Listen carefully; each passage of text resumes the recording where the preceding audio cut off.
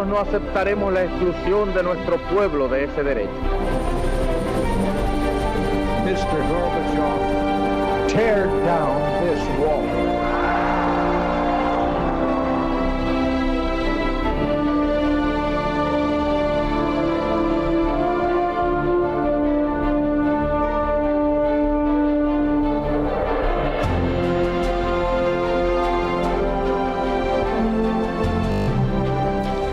Buenas noches, señoras, caballeros, bienvenidos a Tiempos Modernos. La Segunda República, que objetivamente era una promesa de libertades públicas, en fin, para la historia de España, muy pronto se convirtió en otra cosa, tan pronto como en mayo de ese mismo 1931, menos de un mes después de proclamada la Segunda República. ¿Qué pasó? Pues que empezaron a arder conventos y colegios y bibliotecas y de todo, religiosos. Fue la famosa quema de conventos del 31. ¿Quién lo hizo? Los republicanos de izquierda exaltada. Y aquello dio la medida de lo que iba a pasar después. No había pasado un mes desde la proclamación de la República cuando elementos exaltados de la órbita republicana protagonizaron las primeras algaradas. Objetivos: primero, los monárquicos, enseguida, las iglesias. Y ello a pesar de que la Iglesia institucionalmente había observado una exquisita neutralidad durante todo el proceso de instauración del nuevo régimen. Era el 10 de mayo de 1931. Cuando el gobierno conoció la intención de las turbas de quemar templos, Azaña, cínico, comentó que sería un caso de justicia inmanente. Otros ministros interpretaron la amenaza como un tributo que la Iglesia debía pagar al pueblo soberano. El ministro Maura propuso sacar a la Guardia Civil para frustrar los incendios, pero Azaña pronunció aquella frase tristemente célebre: «Todos los conventos de Madrid no valen la vida de un republicano». El gobierno no movió un dedo para impedir los incendios. Cuando una comisión de los incendiarios llegue a presidencia, el ministro radical socialista Marcelino Domingo se dirigirá afectuosamente al jefe de los pirómanos. Era Pablo Rada, compañero de Ramón Franco en el Plus Ultra y como él jacobino y exaltado. El alcalde de Madrid, Pedro Rico, de la órbita de Azaña, emitió un bando tras los incidentes donde se dirigía a los asaltantes y elogiaba la nobleza ingenua de vuestra exaltación. No hubo represión por estos hechos. Al revés, Azaña aprovechó la situación para plantear la expulsión de los jesuitas. Mientras esa medida llegaba, el gobierno expulsará al obispo de Vitoria, Mateo Mújica, y el cardenal Segura. Y Largo Caballero, como de costumbre, permitirá que se arme al pueblo, o sea, a los militantes del Partido Socialista. La furia anticlerical de 1931 se extendió de Madrid a Levante y Andalucía. Ardieron un centenar de iglesias y edificios, incluidos centros de enseñanza. La Escuela de Artes y Oficios, el Colegio Obrero de los Padres de la Doctrina Cristiana en Cuatro Caminos, escuelas de salesianos. Fueron quemadas las bibliotecas de la Casa Profesa de los Jesuitas, 80.000 volúmenes con ediciones Príncipe del Siglo de Oro, y la del Instituto Católico de las Artes e Industrias, 20.000 volúmenes y archivos científicos. Perecieron numerosas obras de arte: Zurbarán, Valdés Leal, Pacheco, Van Dyck, Coello, Mena, Montañés, Alonso Cano, templos monumentales. Fueron arrasadas las sedes de 7 periódicos derechistas en Levante y Andalucía. Hubo 3 muertos. Los atentados contra iglesias y centros religiosos seguirán de manera esporádica durante toda la República. La ingenua nobleza de vuestra exaltación, decía el alcalde Rico, dirigiéndose a los pirómanos. Bueno, hay que subrayar, nada más empezar, mi querido Fernando Paz, muy buenas noches. Muy buenas noches. Que esto, que generalmente se llama quema de conventos, como si hubieran sido solo conventos lo que se quemaba, no fueron solo conventos, y que el destrozo en términos de patrimonio histórico-artístico fue fenomenal. Tremendo, fueron más de 100.000 volúmenes, además de la destrucción de obras de arte de primerísimo nivel, de Van Dyck, de Claudio Coello, de Zurbarán, y luego la destrucción en sí de los propios templos y conventos. La destrucción en términos patrimoniales fue verdaderamente devastadora, ¿no? Y yo creo que hubo 2 destrozos con los sucesos de mayo, ¿no?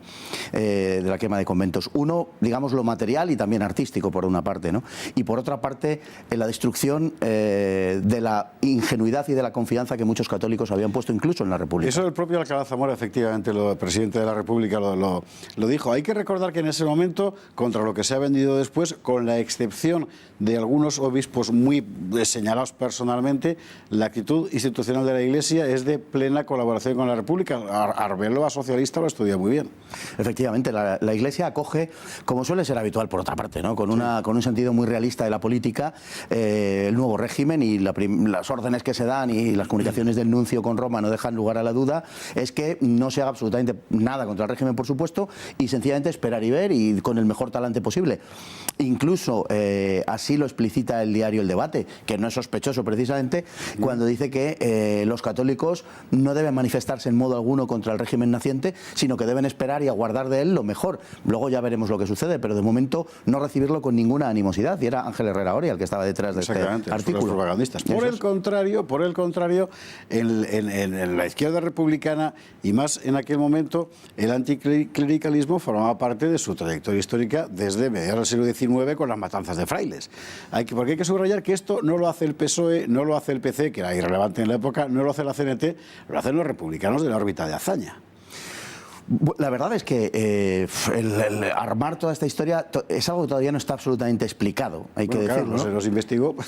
Claro, entonces se tienen datos muy fragmentarios de todo esto realmente. Sabemos, por ejemplo, por Enrique Matorras, que el PC anduvo enredando, pero obviamente no es el agente principal en este asunto. La CNT como tal organización, aunque lo acogió con alborozo, con júbilo... Sí, no hay un incendio, ellos van. Pero, efectivamente, pero no fue tampoco el protagonista principal. Sabemos también que el PSOE, el propio editorial del Socialista, justificó los hechos diciendo que es que los frailes habían disparado, literalmente, habían disparado desde los edificios religiosos contra el pueblo. Pero efectivamente, como bien apuntas, fueron sectores probablemente dirigidos por determinados personajes afectos o pertenecientes a las logias masónicas los que desencadenaron estos hechos. Hay una frase de Azaña que yo creo que es terminante, ¿no? Cuando se le conmina en Consejo de Ministros, según cuenta Maura, a que saque a la Guardia Civil a la calle, a que cesen estos hechos, y Azaña dice: todos los conventos de Madrid no valen la vida de un republicano, con lo cual está apuntando clarísimamente a los autores. ¿A quiénes son los autores? Pero es que además hay una entrada en el diario de Azaña en el verano, a principios de septiembre, me parece, del 32, donde él se reúne con Casares y dice que Casares había recibido al organizador de los incendios del año pasado. Sí, ¿no? Y este le confiesa que 48 horas antes de los incendios, a Maura le habían soplado, ministro de la Gobernación y católico, le habían soplado que se iba a producir estos hechos. No te me adelantes, porque efectivamente estamos en la situación. Es decir, ellos lo saben. Y lo saben que va a pasar, y quizá precisamente la mejor demostración es que Miguel Maura, porque es Miguel del que estamos hablando, ministro de la Gobernación, formaba parte del Comité Revolucionario desde el principio, familia efectivamente de Antonio Maura, en fin, tal, ve lo que va a pasar y no quiere bajo ningún concepto, porque Maura es un republicano de derechas, muy republicano, pero de orden para entendernos, y ve que esto va a ser, en fin, la peor manera posible de empezar, y ofrece mover a la Guardia Civil, como es lógico, para pararlo. Y es el presidente del Consejo de Ministros, Manuel Azaña, quien le dice que no. Exactamente así. Es el presidente del Consejo de Ministros el que dice que no, y es cuando pronuncia esa frase, ¿no? Con lo cual, como digo, está apuntando a quiénes son los autores, ¿no? Obviamente.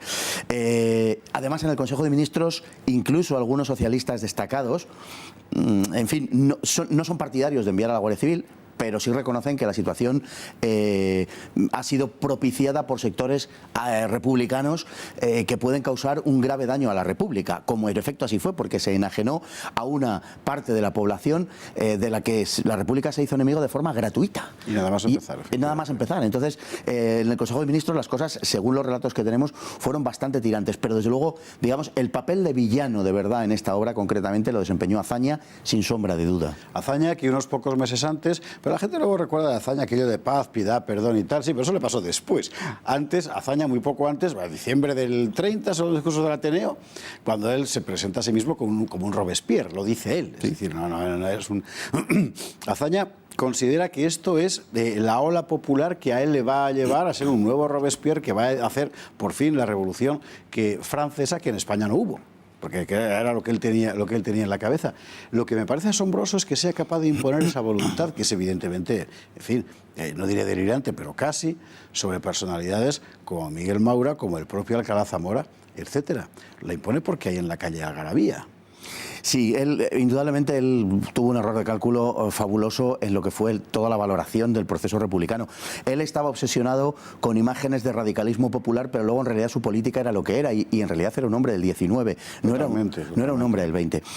Empleaba esa retórica cuando decía que la República tenía que llegar por parte de los gruesos batallones populares. Sí. Era una situación que había valido... Los brazos del hombre natural. Sí, señor, recuerdo aquello. Para el sexenio democrático, a lo mejor había valido, pero para una Europa en la cual se ventilaba lo que se ventilaba, había sucedido la revolución bolchevique, había surgido el fascismo, desde luego aquello no tenía mucho sentido, ¿no? Azaña fue un hombre que no casó nunca con su tiempo. Sin embargo, hay una cuestión que nos aclara, yo creo, bastante esto, ¿no? Miguel Maura cuenta cómo, en cierta ocasión, respaldando la política de Azaña con motivo de un banquete homenaje que se le dio a Azaña en una provincia española, no recuerdo cuál, no sé si fue Granada, pero en fin, no podría asegurar esto, pero le preguntó a Azaña por qué hacía esas cosas, por qué tomaba las medidas que tomaba, pero no solamente en cuestiones políticas, sino por qué se empeñaba un poco en ser cruel, ¿no? Al adoptar esas medidas, por qué esa crueldad añadida, ¿no? Y Azaña decía, es que eso es lo que me divierte, ¿no? En una frase que es verdaderamente terrible, porque acabaría desencadenando lo que acabaría desencadenando. Es la frivolidad sin límites, en fin. El gobierno, evidentemente, cobra conocimiento de que los incidentes están pasando de castaño oscuro. O sea, hay lugares en Madrid donde las monjas, por ejemplo, hay fotografías, en fin, tienen que ser evacuadas al borde de la asfixia por los fieles que han ido allí a ver lo que estaba pasando. Arden conventos, primero en Madrid, luego se extiende por varios lugares de España, sobre todo por el Levante y por el sur, y el gobierno sigue sin actuar. El gobierno no hizo absolutamente nada.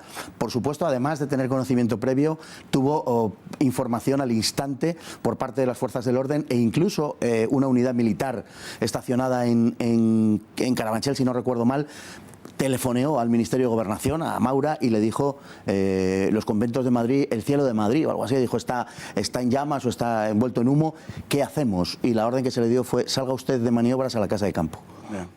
Esa era la situación y esa fue la determinación que tomó el gobierno. Muy probablemente todo el proceso vino auspiciado por elementos de la extrema izquierda que querían obligar al gobierno a tomar decisiones más radicales contra la Iglesia. Es bastante probable que en el fondo se tratase de eso. Pero el gobierno, en lugar de actuar de un modo decidido en defensa de la ley, en fin, del orden público, etcétera, lo que hizo fue permanecer absolutamente impasible y convertirse en cómplice, en ocasiones casi activo, porque en sitios como en Málaga, por ejemplo, las autoridades civiles llegaron a conducir a los incendiarios hacia sus objetivos, pretextando que de esta manera se evitaban daños colaterales y asegurándose así que solo se iban a quemar aquellos objetivos que estaban para ser quemados. Curioso. La versión oficial dice que bueno, que todo empezó en realidad porque al pasar unos republicanos por la sede de la ABC en la calle Serrano oyeron la marcha real y eso prendió la indignación, la justa indignación del pueblo español que se manifestó. Que me da la impresión de que todo esto es una teoría ex post. O sea, el suceso efectivamente pasó, pero la quema estaba planificada de antemano. Ahora la cuestión es, ¿por qué nadie investigó nada habiendo 3 muertos? En fin. Bueno, verdaderamente hay muchas cosas y en todo este asunto, pero no solamente en todo este asunto, en toda la historia del anticlericalismo español, que es una cosa verdaderamente vergonzosa, hay algunas cosas que mueven, bueno, pues no sé si a la risa por la tragedia de lo que desencadenó, pero más o menos, ¿no? Habíamos dicho antes que el PSOE justificó, sí, porque había habido disparos de dentro de los edificios religiosos, justificó la quema. Pero es que en su momento se llegó a decir que desde el diario ABC se habían disparado flechas envenenadas contra la multitud. Es que como si fueran los indios caribes. Pues efectivamente, este es el panorama. Lógicamente era del dominio público, para quien vivía aquella época, aquellos días, era el dominio público que el gobierno estaba metido en el ajo, o por lo menos era complaciente con todo el asunto. Obviamente no podía haber una investigación. Y eso fue efectivamente lo que al final terminó convirtiendo la Segunda República, el gobierno legítimo de la República, en una ilegitimidad constante. En fin, Fernando Paz, muchísimas gracias. Un placer, como siempre. Así empezó la Segunda República, nada menos, quemando bibliotecas, iglesias, colegios religiosos, en fin. Gracias por estar ahí, muy buenas noches.